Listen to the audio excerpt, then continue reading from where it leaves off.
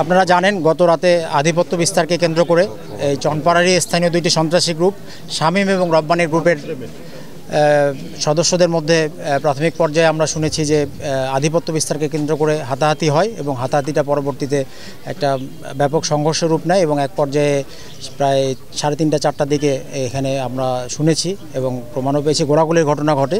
এই গোলাগুলির প্রেক্ষিতে আপনার তাৎক্ষণিকভাবে আমরা শুনেছি যে 3 জন গুলিবিদ্ধ হয় এবং তাদেরকে ঢাকা মেডিকেলে প্রেরণ করা হয়। তো এর মধ্যে আমরা কিছুক্ষণ আগে খবর পেয়েছি হাসিব নামে একজন গতকালকে রাতে গুলিবিদ্ধ হয়ে ঢাকা মেডিকেলে মৃত্যুবরণ করেছে। আরও 2 জন গুরুতর আহত অবস্থায় আছে, আরও বেশ কয়েকজন আহত হয়েছে।